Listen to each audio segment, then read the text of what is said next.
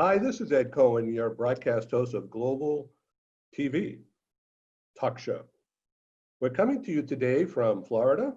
Our special guest today, our first guest, is Nadine Vogel, who's an entrepreneur and a corporate executive, and she's going to talk with us about her ventures.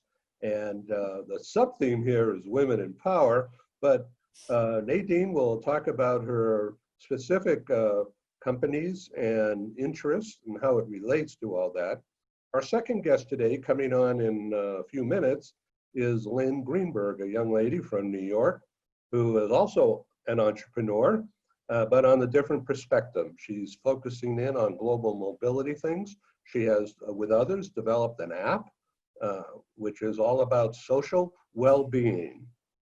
In other words, approaching the sensitive topic of mental health, well-being, while people are isolated, whether it's work from home or on assignment somewhere, stuck in the world, quote unquote, stuck. So let's welcome our first guest. I'm really honored to have an old friend, and I just welcome you, Nadine Vogel. Hello. Hey, how are you? Just great, thank you. So what part of Florida are you in? Are you in the Palm Beach area? I am. I'm in Southeast Florida. Oh, that's nice. I'm here in Southern California. We're at our mountain town home in Big Bear Lake. Oh, it's beautiful there. Situated about 100 miles east of LA and at 7,000 feet. The mountains all around go up to about 8,900 or 11,000. And we're going to go out in them this afternoon after this show. Nice. I used to spend a lot of time there. It's beautiful. How nice. Wow. So Nadine, tell us quickly the organizational structure of your enterprises. Yep. Springboard Consulting does what?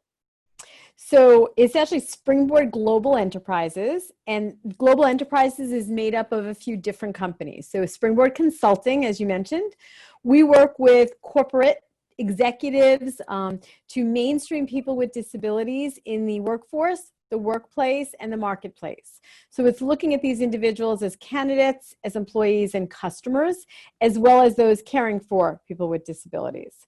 So it really runs through every functional area of an organization. Then we have the Springboard Foundation, which is a 501c3 that provides scholarships to college students with disabilities. We have Disability Mama and Company, which focuses on the celebration and empowerment of women all around the world who have children or other dependents with special needs. And lastly is the WIP Group, which stands for Women, Influence, and Power, and looks to help women, entrepreneurial, executive women, understand that they have power and how to use it. So are you a magician? How do you balance all of this work? Very little sleep. No, I have an amazing staff. And without an amazing staff, none of this could happen, obviously. And they all take on their parts and run with it, which is great. Yes, I understand Gretchen is your number one. She's my number one, yes. Yeah, okay, that's great. Hello, Gretchen. So, okay, let's talk about today, right now, with work from home and companies purifying their environment or redesigning their workspace. Yeah. I have to imagine, now I'm not a professional at all in this, but I have to imagine that people with disabilities in this kind of an environment have definitely special needs and require special attention. Am I wrong? No, you're not wrong. You know, what COVID has done is it has, in some respects, leveled the playing field, including for people with disabilities. So there's been some yin and some yang. So we'll start with, you know, for folks with disabilities coming back into the workplace, if someone has hearing loss and they read lips as a way to communicate, Yeah.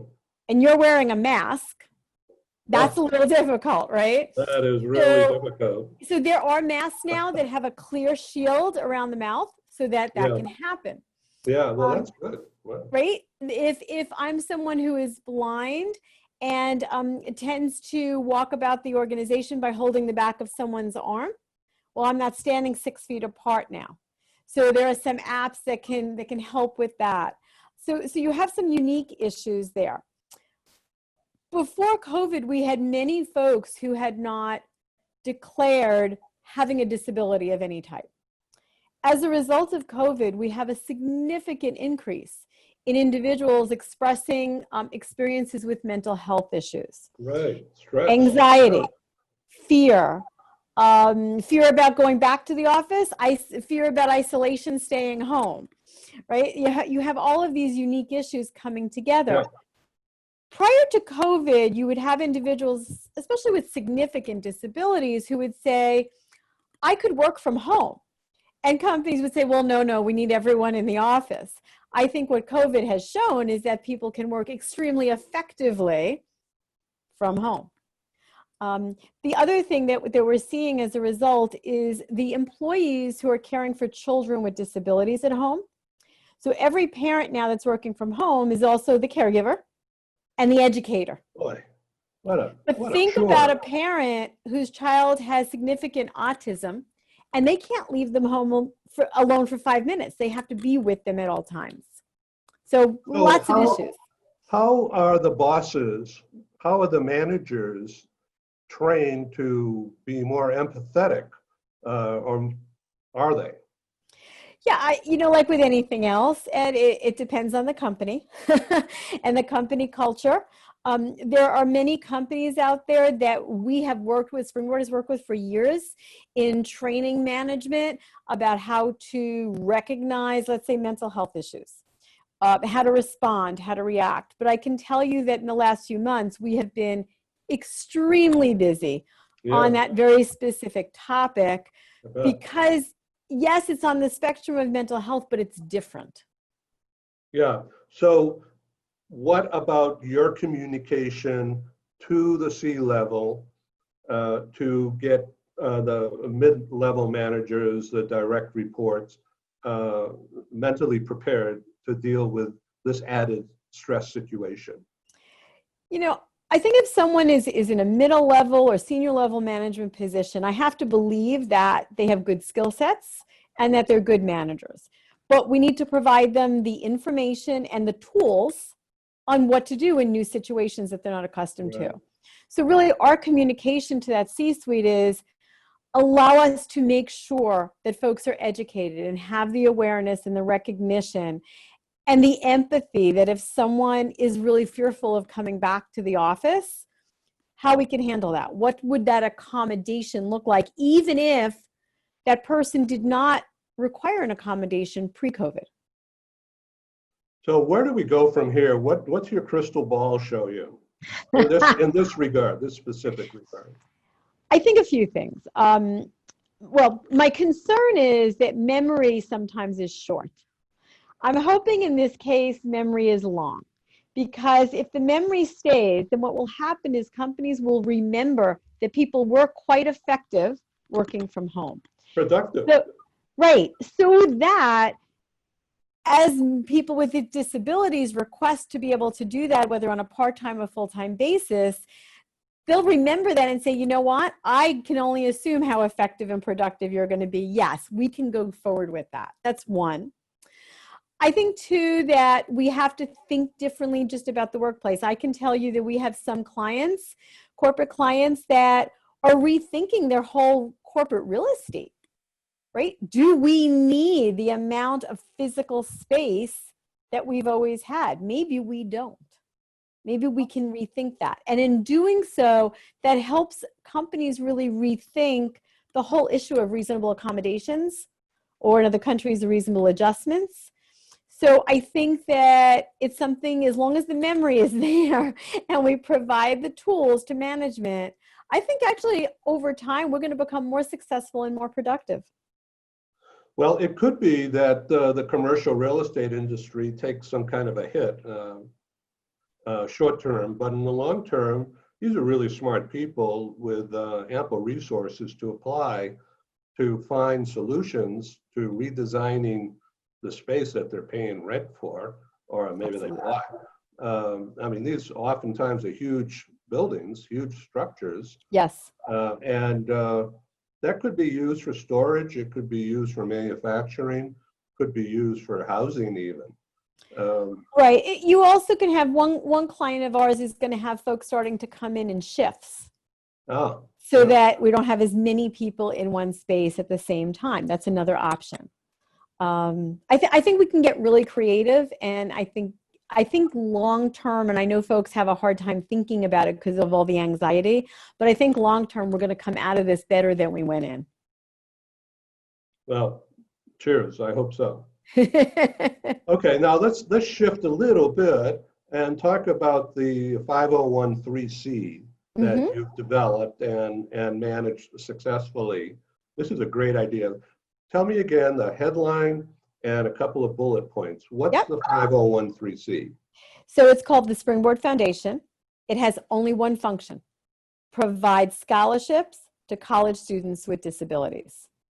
You know, if we have companies that have an interest in hiring people with disabilities, or they're in countries with these quotas and they need to do this, often one of the pushback items is, but we require that all of our employees be college educated.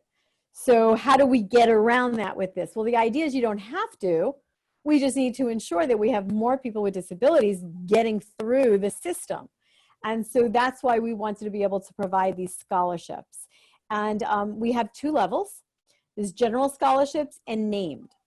The named scholarships, when we award it to you, Edwin, we award it to you in the name of the company that donated the funds. And we make an introduction between the student and the HR person at the company for potential employment. That's really great PR for the company. Absolutely. And it's a way to build that pipeline pretty easily because we're introducing them as soon as we make the award to that student. Yeah. So if somebody wants to donate, say $1,000, Yep. hopefully a lot more, but let's just say Hopefully. so they get their own tax reduction somehow, and that money is applied in the donor's name to a certain thing. If it's a name, yeah, I mean, we have different types of scholarships, but yes, they can be in their name, in the company's name. And so they get a lot of branding out of that as well. Absolutely. So that's popular, right? It is. It is. That's great. Okay, so now let's move on to WIP. Mm-hmm. What's WIP mean to you? So it stands for the WIP group, Women, Influence, and Power. What we find, and I'll back up to say that Harvard University published two case studies, one this year, one last year. One was with the Kennedy School and one was with the business school on me and on us, and talking about this issue of women, influence, and power. Because what we find is women often don't recognize that they have influence and power, or if they do, they are either uncomfortable using it or don't know how to use it effectively. Mm. And so what we want to do is help women to recognize that. And what you may think is that this would apply mostly to junior level women, maybe new managers, young managers. But I can tell you this applies just as equally to the executive vice president in a corporation. So are these people given media training? In other words, you know, how to stare at the green light rather than at the screen? It depends what it is that they need and what it is they're trying to achieve. Yeah. You know, if we're talking to an executive VP, the challenge with women at that level is that if they're in a corporate structure, the assumption is they don't need training anymore. They don't need support. They don't need, right? They know how to influence and use their power. But at different levels, you have to do that differently. And they need just as much support, just different than the woman who maybe just graduated with an MBA and is starting out. So the last time we were together was in Miami. I think it was December. We held that meeting there, the airport, and we had people from Latin America there, as well as co-workers from South Florida, including Accelerate, the robot manufacturer. Yes. With whom I'm still closely in touch with. So did you have follow-up there? And if you would like some follow-up, I'm happy to provide it. But I would think that your discussions, not necessarily about WIP, but about Springboard and about the whole concept of mental health and taking care of people who have disability of some kind as productive workers, that this kind of topic is really hot and will continue to grow because it's all about people. It's people oriented, not robot oriented. Now you could certainly figure out how to use the bots, you know, how to use a robot in your office so that you are personally more productive. I could use one. And if you had a bot, you know, robot in your house there, in your office, what would you have it do while you're on the TV with me? You know, what I've learned is that there are always so many administrative type functions that have to be done on an urgent daily basis that you very often never get to the second level of administrative work that has to be done. I would love to give all of that to the bot. Now, so if you have an extra one, send them on over. Now, if you did that, what would Gretchen do? Well, Gretchen would do the level 1 urgent stuff, and she'd be very happy to pass the other stuff to the bot. I can tell you that. Okay, now back to WIP. Yeah. This, I would think, is kind of a gutsy thing, but also, well, why not? You know. So, what kind of training are you offering? So with WIP, the training is very, some of it is company specific, some of it is industry, some of it is function, and some of it is by level. Because at different points in your career, there are different things that are needed. So we've had companies bringing WIP in to work with all of their senior level or C-suite women. And not just training, generalized training, but more at that level, it's coaching. It's individual executive coaching, whereas the more junior level women, they're doing more group training and guidance. Or those women that are on that cusp of getting promoted to that next level that need some of that support and coaching. So that's at the corporate level. We have a very large roster of very successful global entrepreneurial women that we're also doing coaching for and providing guidance. We actually just had an event for WIP a couple of weeks ago, and it was related to COVID. So very relevant, and it was bringing some very senior women together, entrepreneurial and corporate, to say, if you could write the book on what we should be doing post-COVID to really make our society successful, come out better than we went in, how would you handle it individually, as a leader, and if you were running the company? And we had some amazing discussion. In fact, there's going to be a white paper that's going to be released as a result of that. So those are the kinds of things that we're doing. So was that on video? Yes, it was. No, I'd like to see that. I'm sure others would too. No, So absolutely. Please send me the link and I'll put it on the PR page I'll build to help support this particular broadcast. Yeah, I'll send you the white paper as soon as that's ready for release. Great. You know, one comment, Ed, I was going to make about something you asked me earlier and said about the meeting we had in Florida and the conversations we were having. Yeah. You know, a lot of that centered around mobility and issues around mobility when it's not even the employee with the disability necessarily, but the employee who has a family member with a disability. Oh, yes, it's big. And there was such a huge conversation about that and an interest. And I want to come back to that because that is still an issue. And with COVID happening on a global scale, we have families, employees that are sitting in other countries other than their home country, dealing with COVID without a support system of family, and provides then even more unique issues. So I just wanted to make sure that for the HR folks that are listening to this or the mobility folks, please understand this is so critical that we get a handle on what the issues are and respond to the employee needs. give your website out and your email if you wish. Sure. Please. Sure. It's www.springboard, well, consultspringboard.com is the website. My email is Nadine, Nadine, at consultspringboard.com. The WIP group would be Nadine at the WIP, WIP group.com. If you're interested in donating to the foundation, it would be Nadine at thespringboardfoundation.org. Well, this is really interesting. I'm waiting for Lynn Greenberg to join us from New York. She's in another meeting right now, but supposed to be joining us momentarily. I want to be sure and introduce you to this vibrant young lady who's an entrepreneur and involved in being a VC, a venture capitalist as well. She worked for Bloomberg in London and was successful. She was plunked into London without much training about London and with no introductions really.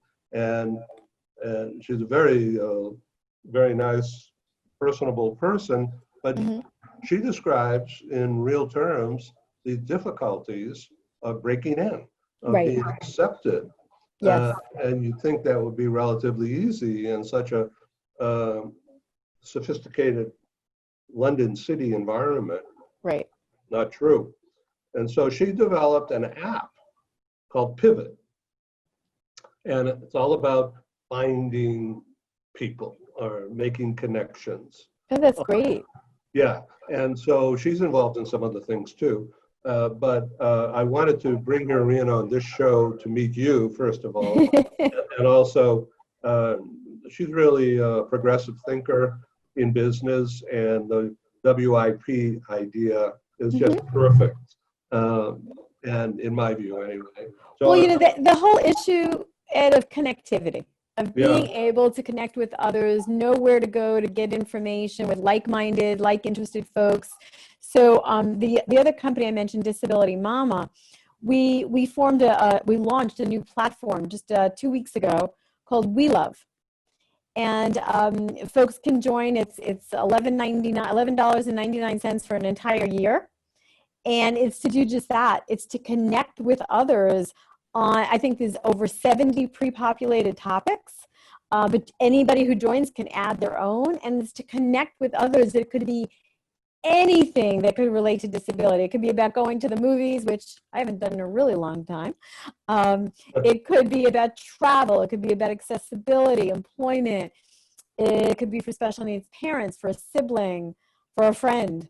It's really a marvelous platform. So I'm hoping folks will want to join We Love as well. Yeah, that's great. Okay, so tell us about, while we're waiting for her, tell us about your upcoming schedule for July and August. Well, it has changed just a little bit. As you know, I'm usually on a plane about 150,000 miles a year, as is most of my staff. And I think it's been pretty much determined that this year the travel is over. Everything will be done from the office. And, I suspect your listeners and viewers will appreciate what I have come to appreciate and learn since COVID has really taken over, which is that you spend a heck of a lot of time in airports, packing, unpacking, waiting for the flight, being on the flight. My whole team has found that our productivity from not physically having to go to airports every day has skyrocketed. We've gotten so much more done. So although I love to see my clients in person and travel, I have to say that it's okay. Yeah, I'm not going to be on a plane. Yeah, 2018-19, I flew almost 100,000, and it's adventurous and it's exciting and financially rewarding to do all the projects, but you come back exhausted and you need a break. But I have become pretty good at doing this kind of a thing. Yep. And getting other people involved to learn how to do it better has been my private mission. And so I've to help that, I've had two professional actresses who now teach media training. Mm, In other words, how to prepare yourself to right, look better or to talk right, better or more effectively staring at the camera, not the yeah, screen, right, and to tie down your hands so you don't touch your face or anything like that. right. All right, and and just relax Yep. and be personable and talk about just like what you're doing. Talk about key issues and Yes, make use of this platform because it's fabulous, but it's really intrusive. right, So right. on the idea of intrusivity, so Is that a word? bosses are now looking at people's homes Yes, and with the cat or the dog or the little kid or the spouse or partner walking around in the background making noise. yes. Well, it's funny. For years, women in particular have spoken about work-life balance. And I've never bought into that concept. I have always believed that it's work-life integration. And I think that what has happened now with Zoom and exactly what you're talking about is that we're doing just that. We are integrating work and life. Right. And it should be okay if the child ends up on your lap or the dog goes by or Yeah, whatever, because very okay. it is what it is, right? So it's about that integration. I don't think that I think when women try to strive for balance, they're going to fail. It's impossible. Well, But when you there is no integrate, work-life balance. It's right? But not. when you integrate, as long as we're finding women saying, but I'm working now 24 hours a day, morning, noon, and night. I just like I'm on the computer because I'm home. Right. You have to learn how to strike your own internal balance for yourself, personal balance. Yeah. That's different. Yeah. So let's see if she's here. No, not yet. Okay. So she said she's coming on and she's, Okay. ending a meeting. Okay. So are you writing a book? Yes. Tell me. I didn't know. I'm just guessing. How did you know that? Yes, so because we have had extra time, yes, I actually just this morning was reviewing the first version of the full manuscript of my new Oh, book. wow. That hopefully it'll be, we're going to target to come out hopefully by the end of the year, if not sooner. And we started another book, Disability Matters, which is our annual corporate conference and awards gala. This coming April, will be our 15th anniversary of that event globally. Will you be And talking about who's won your awards? yes, well, what's interesting about this book is to celebrate the 15 years, we have reached out to every company that has won an award on every continent over 15 years, and we're going to interview them for this book. It's going to be a compilation of 15 years of Disability Matters honorees. So that's the second book, and then there's a third one right behind it. Well, you are so productive. It's amazing. I don't know how you It's do it. exciting. It's exciting. The third book, I don't know how many who are watching this know of Ann Geddes. She's a photographer that does that amazing black and white photography of babies. It's a coffee table book. They have a baby sitting in a flower, a hand. So this is a coffee table book, something similar, but it's by a photographer that has only done this with very seriously ill, disabled babies. And it's absolutely beautiful. And we have quotes from the parents about why they did this and what it means to them, and quotes from the photographer. And so that is the third book that we're currently working on putting together. So it's really interesting. I'd like at another time to introduce you to a customer of mine who's based in Finland. Mm-hmm. And her name is Nana Haninen, and she's an educator and has developed a quote unquote new learning method using professional photography and to bring together people from across silos, across borders, across time zones. In other words, a cross-cultural approach to, well, what do you think of this picture? What does it mean to you? All right, and it's just been amazing. So we've had a talk show, recorded talk show on that topic. I'll send you the link. Yeah, please. It sounds fabulous. And yeah, but it ties in with what you're saying. Well, and then when you talk about learning, so again, because we've just been bored, we have work to do, right? You'll hear shortly, we're going to be launching the Springboard Leadership Institute, which is an online learning platform, but it will be live. But it'll be very specifically focused on professional development in different industries. So for educators, for financial service professionals, real estate professionals. So that's also coming out very shortly. Yeah, so let's welcome Lynn Greenberg. Hello, Lynn. Hi, Ed. How are you? Yes, great. Thank you for making time available. I want to introduce you to Nadine Vogel, who's there in the screen. Hi, Lynn. Pleasure to meet you. You as well. So we've just had a nice conversation. I'll just bring you up to speed real quick. Nadine is an entrepreneur, and her company is consultspringboard.com. Nadine, I'm going to stop talking. Why don't you do 30 seconds? So it's Springboard Global Enterprises, and under the umbrella of Springboard Consulting, we work with corporations around the world to mainstream people with disabilities in their workforce, workplace, and marketplace. And then we have some other services where we have a foundation that provides scholarships to college students with disabilities, honors parents of kids with special needs, and then we have a company called the WIP Group, which is about women, influence, and power. Wow, fantastic. Thanks for doing that.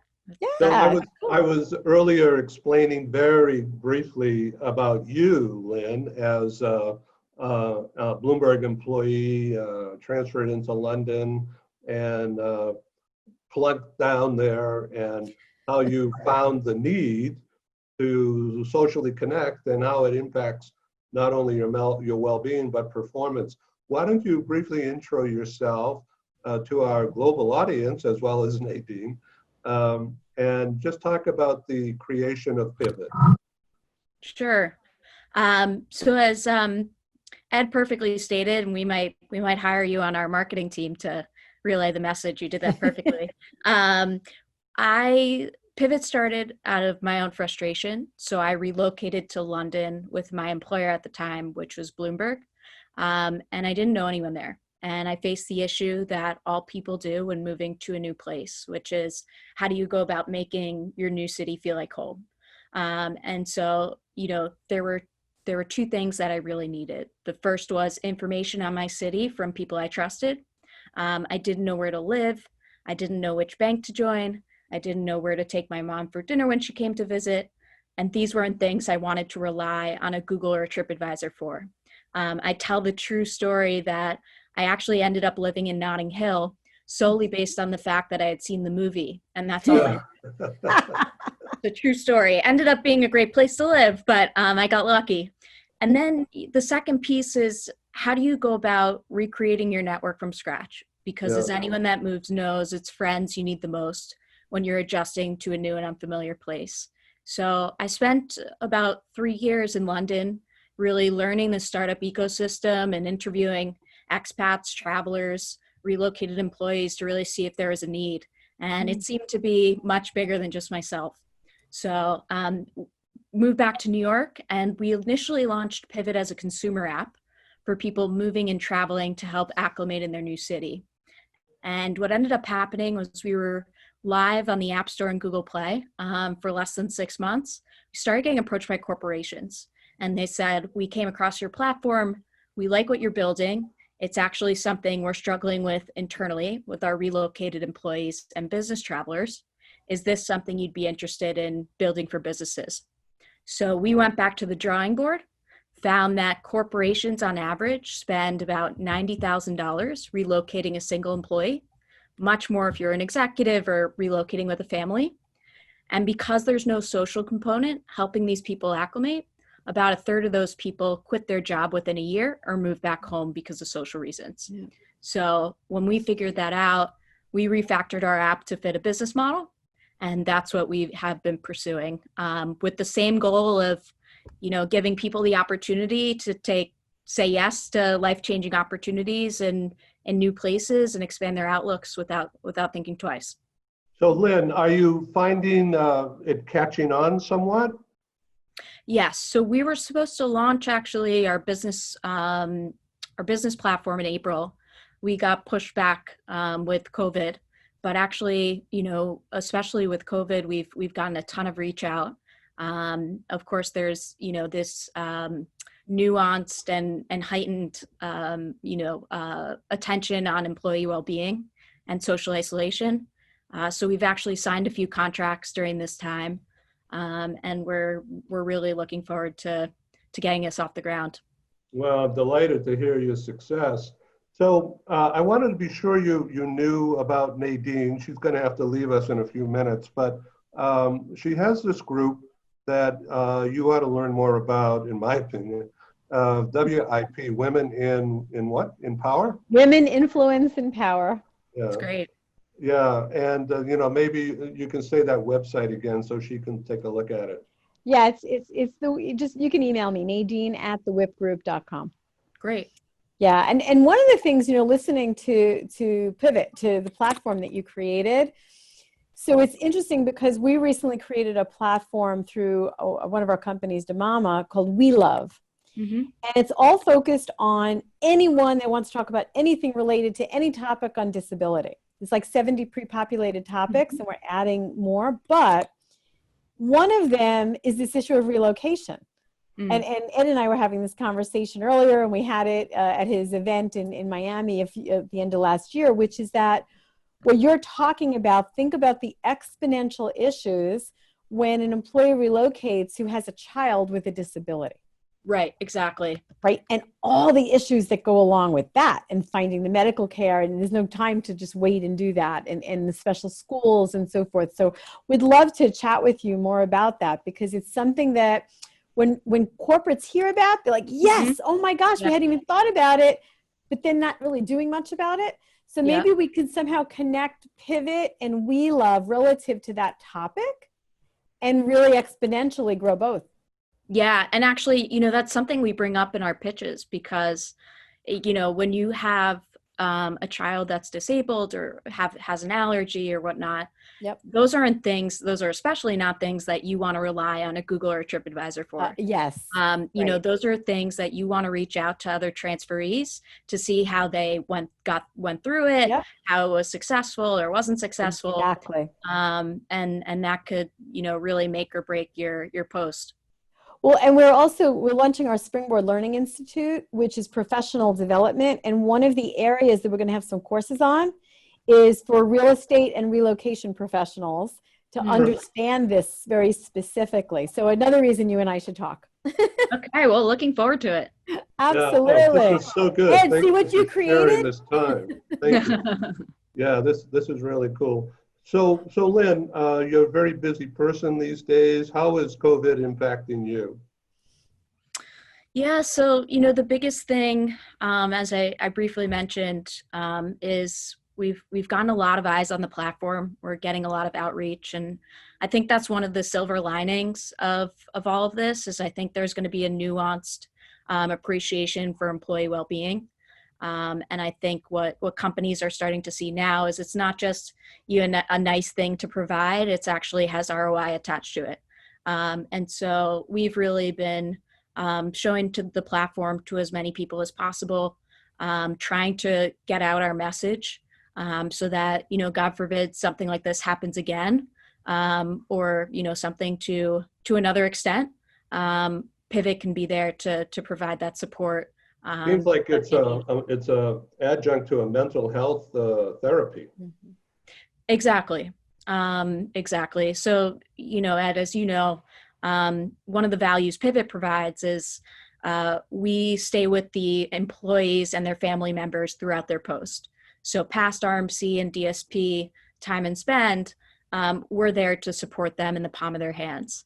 And that's not something that they have right now. And so we recently did a survey of about 200 relocated employees and found that, 60% of expats weren't familiar with the healthcare system in their new country prior to COVID. 40% of them, didn't have a support network they could rely on. And these are really staggering statistics, that people just need a resource where they can rely on and get that information. So the time is now 40 minutes past the hour. We're going to have to end this in about 8 to 9 minutes. So Lynn, what's the website for Pivot? It's www.pivotapp.com. So that's PIVTAPP.com. Okay, and so this is geared for the relocation industry or for the public that is maybe thinking about getting out of an urban environment and going to the mountains or the ocean? Yeah, that's actually, an area we're exploring really deeply now. I think what we're going to see with COVID, obviously with the push for work from anywhere or come to the office a couple of days a week is certainly consumer-led moves. And so, Pivot can absolutely help, in that form as well, especially on the employee benefit side. Oh, that's great. So I want to thank you for joining us, Nadine Vogel and Lynn Greenberg. So let's just do a quick summary, round robin here.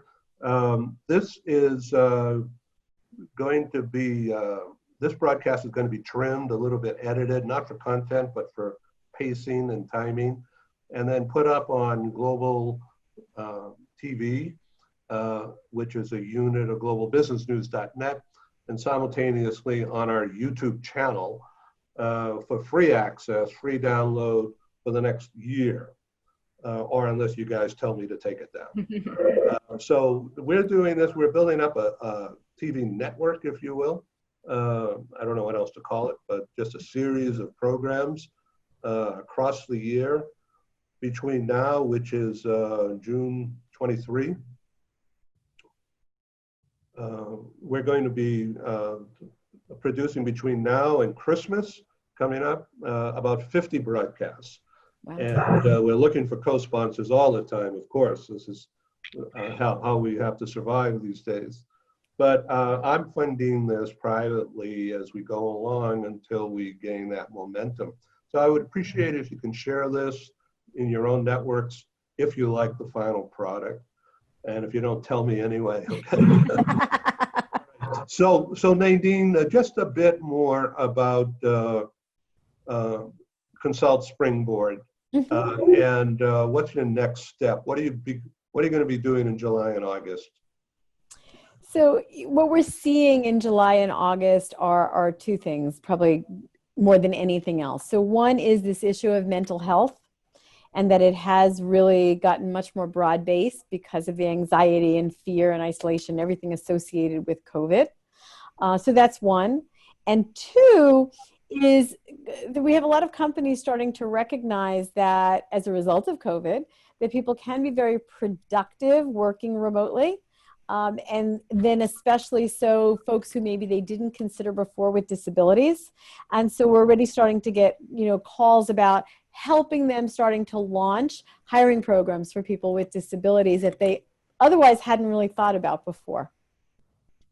Oh, that's really cool. Lynn, what do you think of that idea? I think it's fantastic. I think, everything that you're doing is fantastic. Thank you. We'd love to get involved, however, Pivot and I can. It's as I was just saying, I think one of the silver linings of COVID is that there's going to be an increased attention on, mental health and employee experience. So we're seeing a lot of that, Lynn. Seeing a lot of it. Okay, so once again, thank you for being our guest today on Global TV, Nadine Vogel. Lynn Greenberg, really appreciate you. Thank you and have a great week. Thank you so much, Ed. Really appreciate it. Okay. Take care. Bye-bye.